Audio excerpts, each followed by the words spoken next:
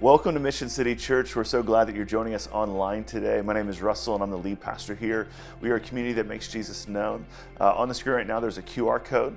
If you open up your camera app and hover over that QR code, it'll open up a link onto your phone. Click on that link and it'll take you to our website, and on our website's menu is our Connect card. That is a way for us to shepherd you. It's a way for us to hear questions if you have them, or prayer requests, or if you want to find out more information about community groups. That's a great place for you to do that. You can also give on our website at missioncitykc.com/give. So we're in our second week of our series in Ecclesiastes. Jake Ikerd is preaching today. I can't wait for you to hear his message from Ecclesiastes chapter 3. If you're in the Kansas City area and you want to come and hang out with us after service today at Broadmoor Park in Mission, Kansas, we're going to have lunch there. Everything's covered, yard games, and we're just going to hang out. It's going to be awesome. So hope you can make that if you're around in town. If not, we hope you have a great afternoon wherever you're at. So we're now going to sing a few songs together, and then we're going to hear a message from Jake. Let's worship together.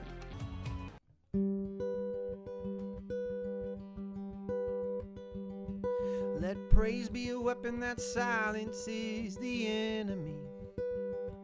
Let praise be a weapon that conquers all anxiety. Let it rise. Let praise arise. We sing your name in the dark and it changes everything. And we sing with all we are and we claim your victory. Oh, let it rise, let praise arise.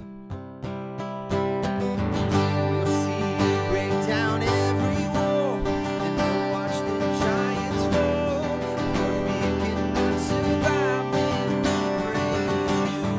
The God of breakthroughs on our side, forever lifted high, with all creation cry, God, we praise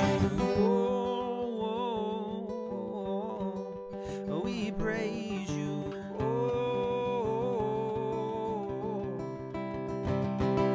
and let faith be a song that overcomes the raging sea, and let faith be a song that calms the storm inside me. Oh, let it rise, let faith arise. We'll sing it out, we'll see it break. We'll see it break down every wall.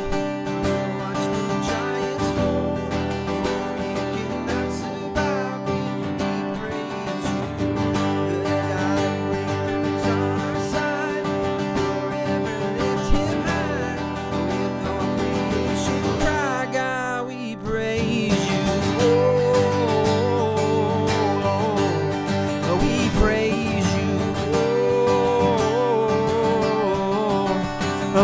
praise you, we praise you,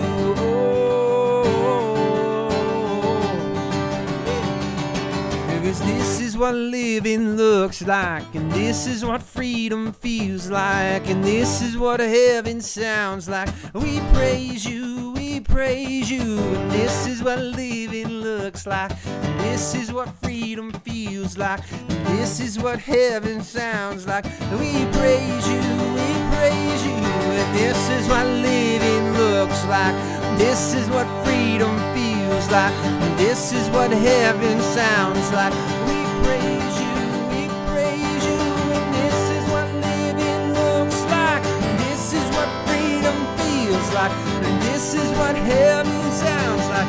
We praise you, we'll see you break down every wall, and we'll watch the giants fall, for fear cannot survive when we praise you.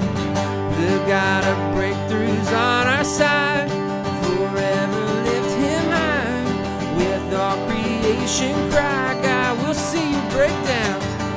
We'll see you break down every wall, and we'll watch the giants fall, for fear cannot survive when we praise you.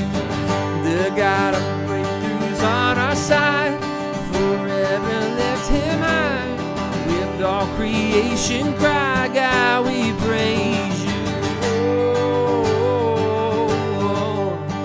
We praise you. We praise you. We praise you. We praise you.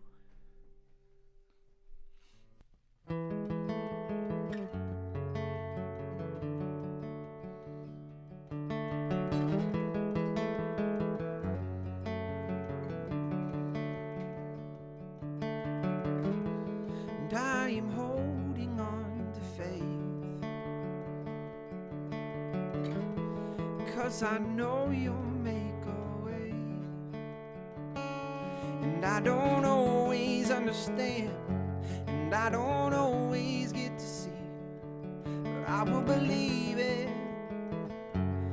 I will believe it, 'cause you make mountains move, you make giants fall, you use songs of praise to shake prison walls.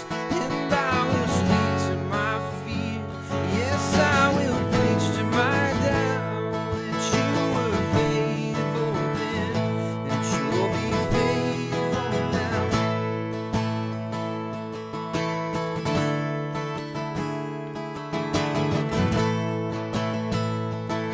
Let's declare this together. I'm standing, and I am standing on your word, and I'm calling heaven down to earth, and you will fight my enemies, and this will end in victory. Yes, I will believe it. Oh, I will believe it, 'cause you make mountains move, you make giants fall, you use songs of praise to shake prison walls. And I will speak to my fear, yeah, I will preach to my doubt, that you were faithful then, and you'll be faithful now. Oh, you were faithful then, you'll be faithful now. Yes, I know that I know you never fail. Yes, I know that I know you never will. Yeah, I know that I know you never fail.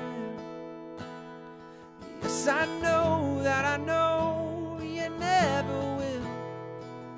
Let's think of those areas in our life right now, just that maybe we're nervous if God's going to come through. Let's just sing this over that. That He has never failed, He never will fail. Just give those things to Him right now. Sing this out. And I know that I know you never fail. Yes, I know that I know you never will. Yes, I know that I know you never fail. Yes, I know that I know you never will. 'Cause you make mountains move, you make giants fall, and you use songs of praise to shake prison walls. And I will speak to my fear, yes, I will preach to my doubt, that you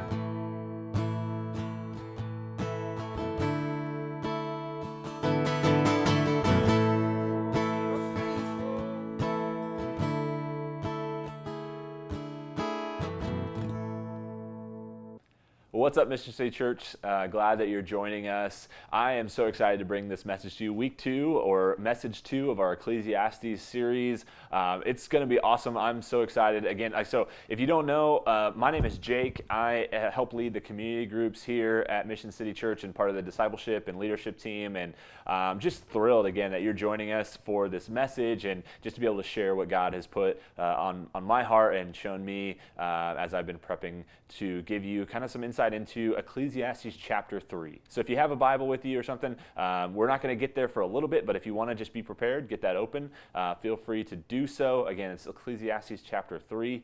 But before we get there, I want to kind of recap last week's message a little bit for you. So Russell Schultz, our lead pastor, talked about this idea of hevel. It's a Hebrew word that is used in kind of an interesting context. Like your Bible might say vanity, and might translate into the English word vanity or the English word of meaningless, something like that.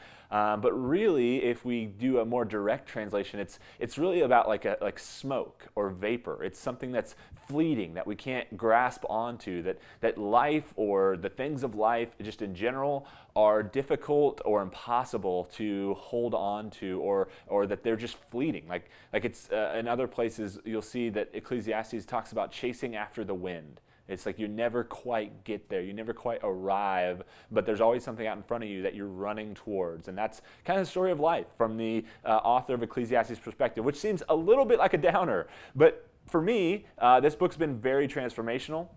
This book has played a huge role in my spiritual growth and in just the way that I see the world, and I think it's been a very positive thing for me, and I hope I can share some of that with you today, give you maybe a more positive perspective, or give you some insight into how we can use this book for good things in our lives, for positives, for a good view, and maybe what might seem like a downer, like a negative, isn't so bad after all.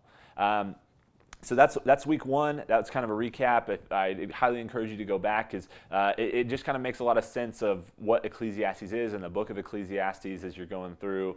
And then I also want to just encourage you with this. If you're on Instagram and you're not following us currently, Mission City KC is what you want to look for. If you are, unless you're watching this directly on Sunday morning, you can pause the video right now, go check us out. But Mission City KC, and we post on our story, we post daily readings so that you can follow along with exactly the content that we're going to be teaching on, that you can read the book for yourself. And by the end of this series, if you're following along with that reading plan and our messages, you'll be able to have read through the entire book of Ecclesiastes, as well as gotten a message or a sermon on each of kind of the major themes as well. So you be a semi-expert in Ecclesiastes maybe by the time we're done. But I just want to highly encourage you to do that. Go check us out, Mission City KC, and follow along on our reading plan on our stories. Okay, now that we've got that out of the way, I'm going to dive into our message today, and I want to tell you a little bit about my high school experience. So I would say that my high school experience was very generic. Maybe if you were like me, I had a certain group of friends. I definitely wasn't the most popular, maybe not the least popular. I kind of was the kid that kind of just got along or tried to get along with everybody. I wouldn't say that I necessarily fit into a specific clique. I did play a lot of sports, so I kind of hung out more with the people on the sports teams that I played on. But in general, it's just, I would consider a very generic high school experience. But as I looked around, I was always kind of a very introspective person and kid growing up. And as I looked around, what I noticed seemingly was that no matter where you were at on the popularity spectrum, on the clique, the social group, or the smarts or grades spectrum, or however else you're measured in high school, you always wanted to seemingly be like somewhere else on one of those spectrums. Like everybody seemed like they were always trying to either increase their popularity or maintain their popularity, or put up a front that they didn't care about popularity, or get better grades, or put up a front that they didn't care about grades, or whatever it may be, or succeed in one way, or show they didn't care about succeeding in some way. Like all of those things, like there's always some kind of effort put towards, I want you to believe this about me, or I want to gain or grow or increase in this area. Is like you never were like okay with just where you were at. And I think I've seen this, like it just changes over time, but it's still the same. that we all have these things in our lives that we are searching for to fulfill, or to help us feel successful, or to help us feel like we're on the right track, or we're moving in the right direction, or that if we just got that thing, or bought that thing, or achieved that thing, that we'd finally have made it in the world. You know what I'm saying? Like I struggle with this all the time. I have this belief that if I just were able to reach this next pinnacle, this next height of my life, maybe even this next season, that things are going to be better, and things are going to work out for me at that point. And I think the book of Ecclesiastes just does this incredible job of completely destroying that mindset, but also giving us a better mindset. And we're going to talk more about that. But I want to kind of break down as well some quotes or some experiences of some famous people, musicians, things like that, just to kind of prove that it doesn't matter how successful you may be, or how it's not just like the quote-unquote normal people that feel this, but the people that have achieved all the things that we think might fulfill us feel the same way. Because I think intrinsically, internally, we all kind of understand this. We don't want to necessarily believe it, because we want to believe that there's something that we can grasp that's going to make everything better. But it's not necessarily true, as we'll see here. So that might be completely confusing with you. Maybe as I read this, you'll kind of get what I'm saying here. So if you're familiar with football at all, or just kind of maybe celebrities, there's a guy named Tom Brady. Has been incredibly successful in the NFL. He's a quarterback, current quarterback of the Tampa Bay Buccaneers. Just won the Super Bowl. We won't talk about who they played. Still hurts. But Tom Brady, in 2005, he did an interview with 60 Minutes, and this is after he had just won his 3rd Super Bowl.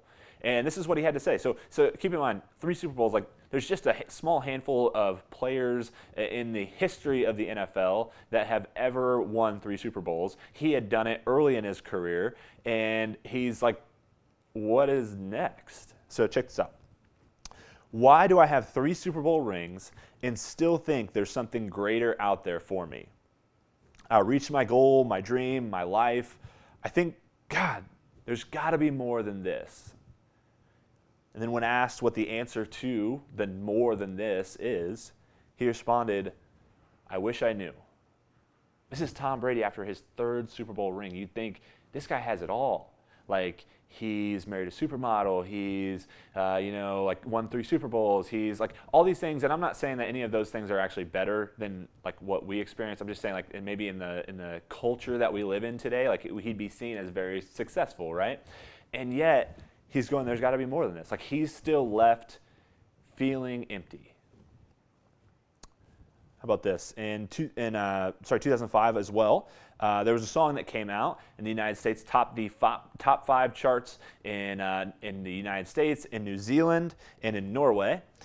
And it was titled, There's Gotta Be More to Life Than This. If you remember, I'm not going to sing it to just save your ears here, but this is the chorus. This is how it goes. There's got to be more to life than chasing down every temporary high to satisfy me.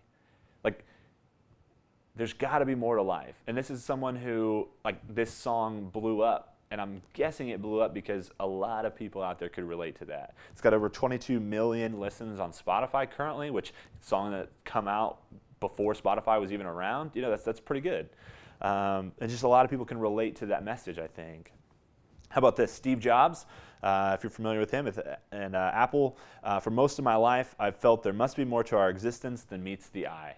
There must be more to our existence than meets the eye. Again, just this general feeling among successful, like top of the ladder people that there's just more to life than this, than what I'm currently experiencing. So it's not just us. It's literally like you could be at the very top of your field. You could have the nicest car, the nicest house. You could have a vacation that's to the nicest place. Like you could reach the top and still feel like there's something missing. There's more out there. I'll tell you a story, one more story of a guy by the name of Dan Millman. Dan Millman. If you're not familiar with Dan, he was a very successful athlete early on in his life, and then became an author and kind of like a self-help or body help author. And I want to tell you about his life, just because I think he most illustrates what the point I'm trying to make here. So Dan was born in Los Angeles in 1946, and as a senior in high school, he won the United States Gymnastics Federation national title on the trampoline. So as a senior in high school, he won the national competition on the trampoline. As a freshman at UC Berkeley, he won the 1964 Trampoline World Championship in London. So senior in high school, he wins the national. Freshman in college, he wins the entire world trampoline event. And he earned All-American honors and won a national championship, an NCAA championship in vaulting. So kind of get a theme here, right? Like, not only is he succeeding at an early age, but like succeeding at the highest level possible. In 1966, he won the USGF, or United States Gymnastics Federation Championship in floor exercises. So now he's won that in 2 different styles of gymnastics. And he represented the United States in the 1966 Maccabi Games, which is basically like, it's like a slightly step down from the Olympics. It's like the 3rd biggest sporting event in the world. And he won 4 gold medals at that event in gymnastics. Again, top of the competition level and succeeding at the highest level at a young age. But in September of 1966, just prior to his senior year at UC Berkeley, Milman's motorcycle collided with a car. He suffered a shattered right femur, requiring surgical repair and bone marrow transplant with a steel nail inserted in his femur. It was later removed a year later after the leg had healed, and Milman actively pursued rehabilitation and was able to return to gymnastics as co-captain of his team, which won the 1968 NCAA gymnastics competition. So now, not only is he succeeding at a young age, but he has a horrific injury, requires 2 years of rehab and fighting to get back to this same level of competition, earns his way all the way back, and his team wins the NCAA championship again. So like, nothing can bring him down, nothing can stop him. In 1968, after his senior year, he was voted Athlete of the Year and graduated with a bachelor's degree in psychology. In 1968, he served, just after graduating, he served as the director of gymnastics at Stanford University, where he coached the U.S. Olympian Steve Hugg and brought the Stanford team to the national spotlight. So immediately goes into coaching now, and then has success there as well. It's like anything that he wants to do, he just sets his mind to it and succeeds and accomplishes it. He would train multiple U.S. Olympians, and then eventually shifted his mindset or his focus to different areas of martial arts. He would then train in Aikido, eventually earning a black belt, and then studied Tai Chi as well as other martial arts. He has now, fast forward, as of 2015, he had authored 17 different books on kind of just a mind, body, spirit connection and how to live kind of your best life through that. And together they've been published in 29 different languages. But his first book in 2006, called The Way of the Peaceful Warrior, was adapted into a film called The Peaceful Warrior with Nick Nolte, distributed by Lionsgate Films and re-released by Universal Pictures in 2007. So his first book kind of even succeeds. So you get what I'm saying here. So like, this guy has succeeded at every level. Anything he puts his mind to just turns into an instant success. And the point that I'm trying to get to here is this quote from his first book, this Peaceful Warrior, The Way of the Peaceful Warrior. After all of this accomplishment in his life, this is the quote from his book. Check this out. If you don't get what you want, you suffer. If you get what you don't want, you suffer. But even when you get exactly what you want, you still suffer because you can't hold on to it forever. I don't know if Dan's ever read Ecclesiastes or not, but it sounds like exactly this idea of hevel. That you can be chasing something, you could be disappointed that you didn't get what you wanted or that you got something that you didn't want, but even when you get exactly what you want, you reach out, you finally grasp it, it's just smoke. You can't hold on to it. And that's after a lifetime of succeeding at basically everything he wanted to put his mind to. So all of these quotes, all of this experience, all of this leads to me coming to the conclusion, leads to us the conclusion this morning that maybe Ecclesiastes is onto something here. But let's take a look at this verse in chapter 3. All right, so it starts out like this. For everything there is a season, and a time for every matter under heaven. A time to be born, and a time to die. A time to plant, and a time to pluck up what is planted. A time to kill, and a time to heal. A time to break down, and a time to build up. A time to weep, and a time to laugh. A time to mourn, and a time to dance. a time to cast away stones and a time to gather stones together, a time to embrace and a time to refrain from embracing. You know all about that one in 2020, right? A time to seek and a time to lose, a time to keep and a time to cast away, a time to tear and a time to sow, a time to keep silence and a time to speak, a time to love and a time to hate, a time for war and a time for peace. Just repetitive, a time for all of these things, a time, a time, a time.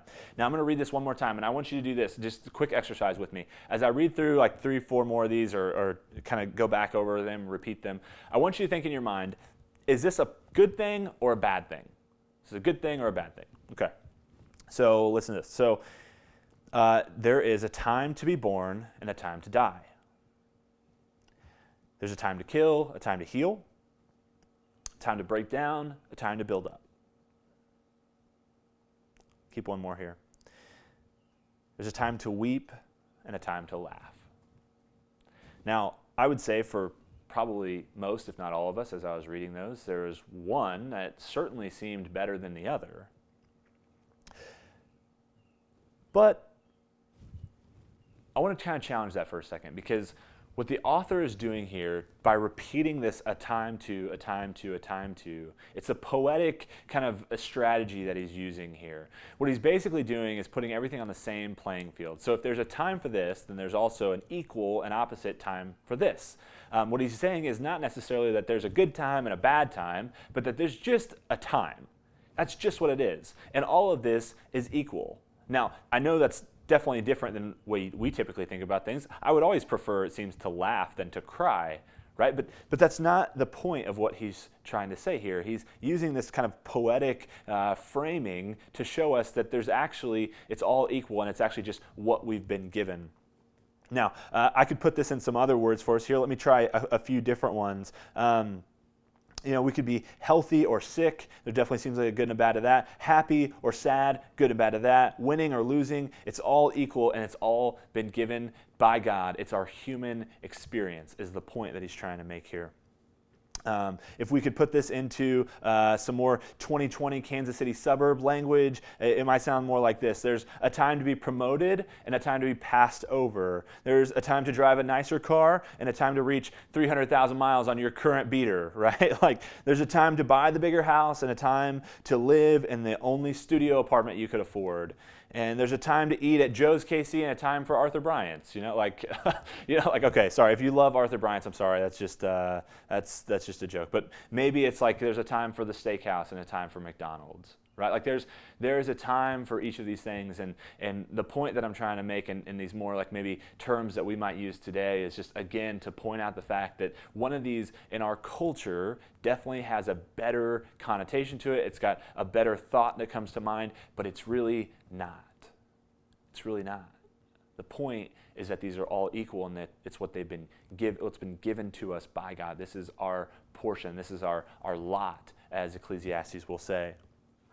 See, the key is not to look at these options as better or worse, because even if you get the one that seems better, you'll never be able to keep it, or you'll eventually want the next thing. And then you're in the same place that you were before, wanting something else, thinking that something else is greater than your current experience. In reality, it's all equal. Whether you're at the bottom of the totem pole or the top of the totem pole, you think about think about the lowest person at Apple, the same time that Steve Jobs is saying, I believe that there's something greater to this existence. And the person who just walked in, the intern at the local shop, is going, man, there's got to be something more to life than this. Like they're both left in the same place. It's equal, and yet we kind of are constantly thinking of these things in our minds that might better us or might improve our life or something. But really the person that already has that is wondering the same thing. What's the next thing that I'm going to grab? See, what matters is what we do with what we've been given. This is our portion. Let's keep reading and see what the author has to say about that. In verse 9, what gain has the worker from his toil? I have seen the business that God has given the children of man to be busy with. He has made everything beautiful in its time. Everything is equal. Everything has a beauty in its time. Also, he has put eternity into man's heart. Yet, so that he cannot find out what God has done from the beginning to the end, I perceive that there is nothing better than for them to be joyful and to do good as long as they live. Also, that everyone should eat and drink and take pleasure in all his toil. This is God's gift to man. I perceive that whatever God does endures forever. Nothing can be added to it nor taken away from it. God has done it so that people fear before him. That which is already has been. That which is to be already has been. And God seeks what has been driven away. Now, this kind of came full circle for me a few years ago, or a couple years ago. I was working at a church. So this is when it says, "What gain has the worker from his toil? I've seen the business that God has given to the children of man to be busy with." The work that I had been given out of college was to work in a student ministry from the church that actually planted Mission City, Grace Church in Overland Park, Kansas. And I was in student ministry there, and I started out as a summer intern, eventually turned that into a year-long internship. From that year-long internship, then transitioned into what they call a residency, or just kind of a staff member, full-on staff member in waiting kind of position, and then eventually into a full-on staff member. I was the director at one of their campuses. And the thought hit me as I was kind of I guess you could consider being promoted through this line as I kind of achieved the next step in my career, if you will. I realized that at some point, and when I get to this director status, there's nowhere to go from here. If you're in like ministry, whatever position you hold at your church or in your organization is probably like the highest that you're going to go, like, because they're so compartmentalized. And here's the thing that's interesting is, like, we think, well, like, no, you could have become the lead pastor or whatever, but like really if we consider, like, no, I was just doing what God had called me to. I was at the pinnacle, I was at the top of the field that I was in. And I remember it striking me, like, I was 25 and thinking, like, there's not a higher position. I've been quote unquote promoted like 3 times now, and there's no more promotion waiting for me. Now, if I'm just, giving my entire human honesty here, I would love to believe that I was okay with just the ministry that I was doing. I would love to believe that just reaching the students that we were reaching and being able to share the gospel with them and to see them grow in their faith and in their walk with the Lord, that was enough. But the human element to me, this piece that Ecclesiastes is trying to poke at inside of me was going, no, like, you need another promotion to look for. You need something that you're gaining or that you're striving for. And I just remember thinking, like, this is it. This is the top. And I read this and I think, it's just good that I'm here. It's just good that I've been given this as a gift from God to enjoy this work, to eat, to drink, and enjoy the work that's been given to me. And not to look for another promotion or another thing that I can achieve, but just to enjoy what's in front of me. Because it's all the same. It's all equal.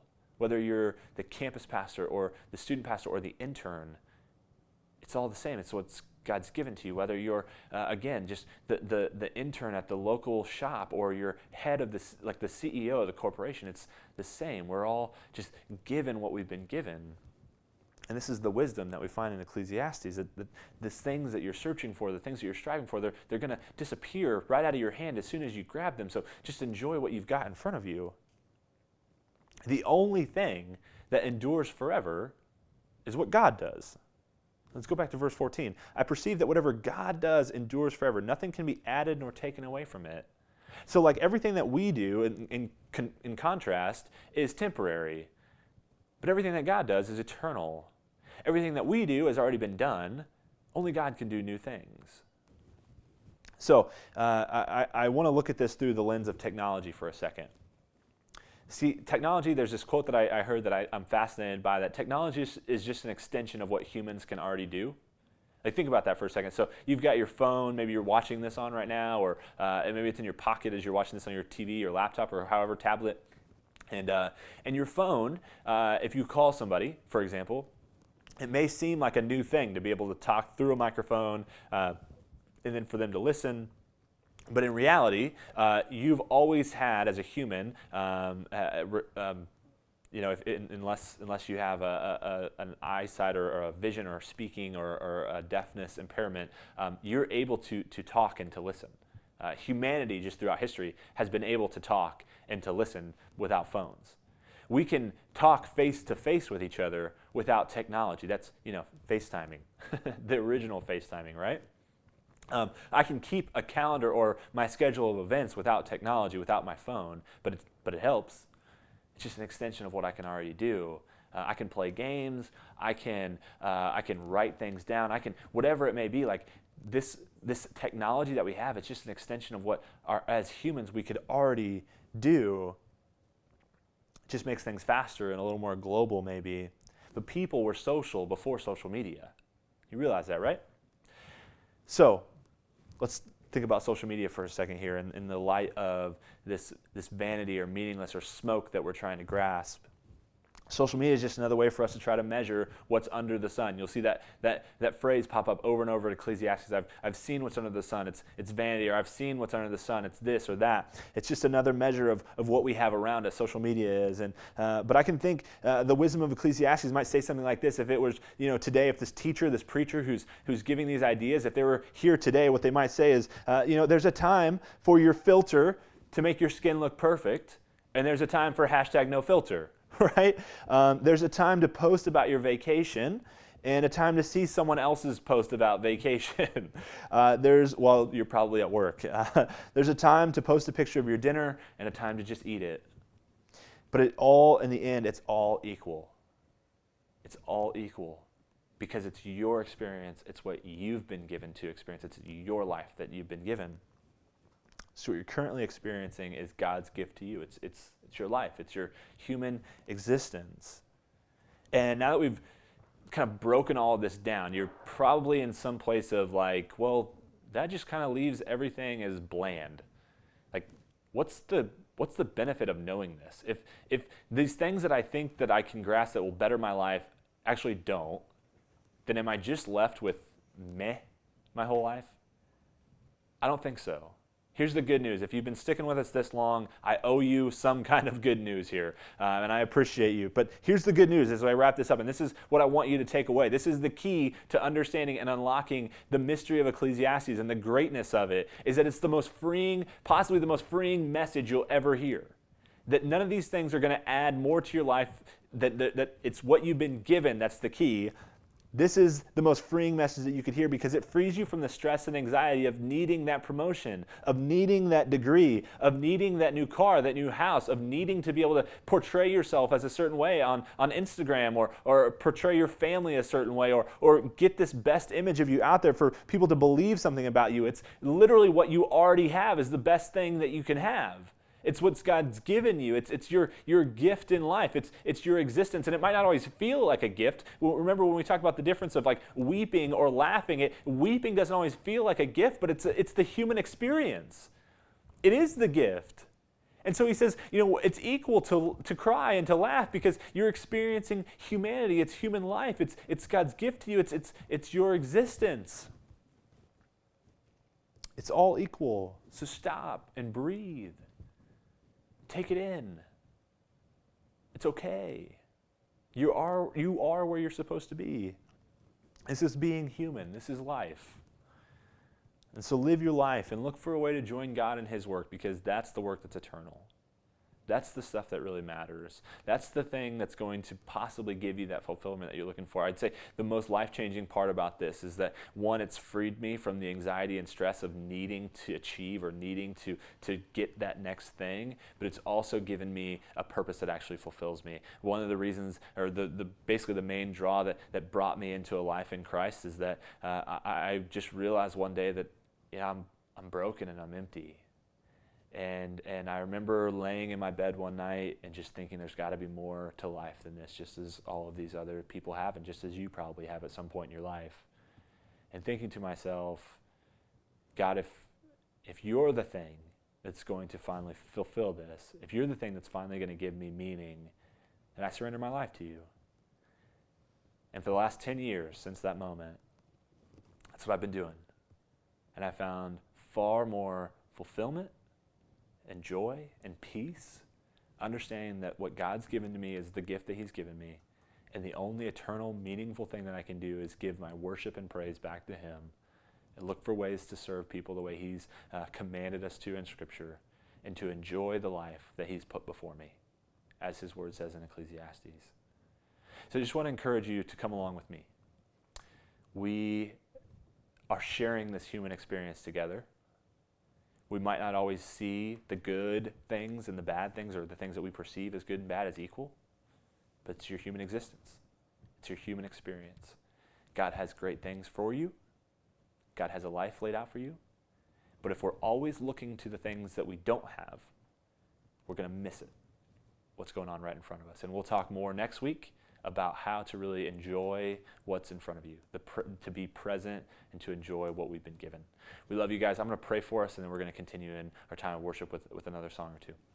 So God, thank you again for this life that you've given us.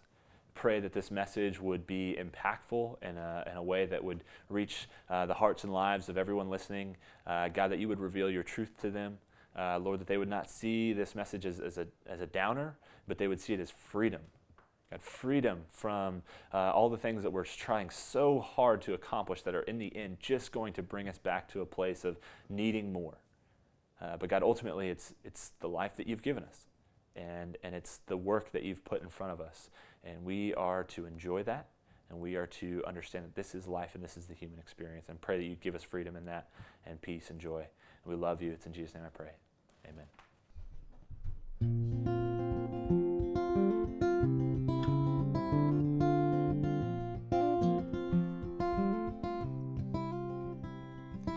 I never knew how hard it'd be to grasp a love so sweet.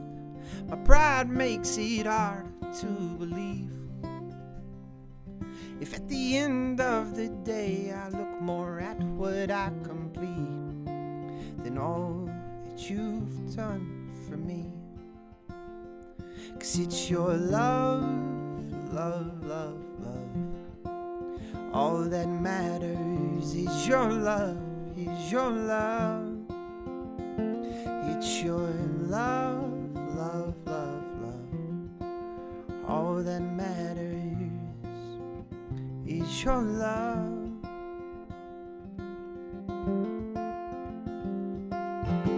When fear surrounds me and darkness closes in, the shadows of uncertainty ahead.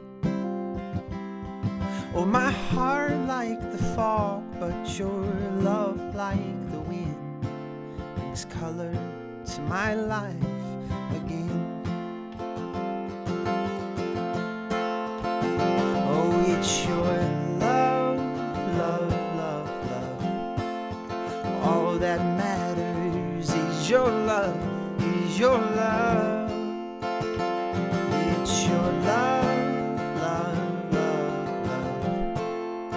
All that matters is your love.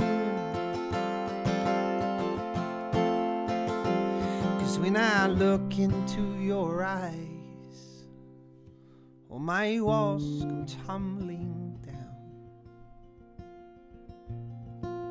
Oh, when I look into your eyes, my walls come tumbling down.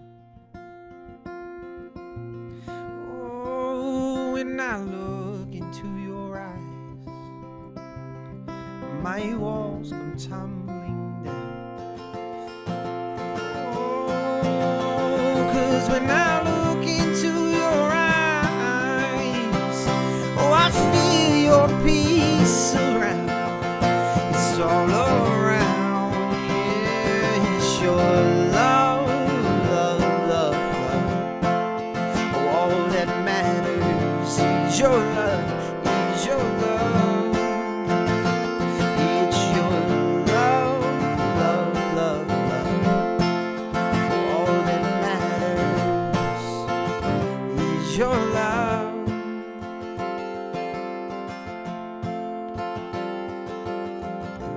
So when fear surrounds me and darkness closes in, and the shadows of uncertainty ahead, well, my heart's like the fog, but your love's like the wind. It's bringing color to my life again. Well, thank you so much for joining us online today. Super powerful message from Jake of just being okay with the life and the gifts that God has given us. Can't wait for us to continue the series. Encourage you to continue to follow along with the reading plan of Ecclesiastes. Let's soak up this book. Let's devour this book and chew on it and understand what it's saying. And let the Lord transform us to more present people who are content with the lives that God has given us. Hope you have a fantastic week. God bless you. We'll see you next time.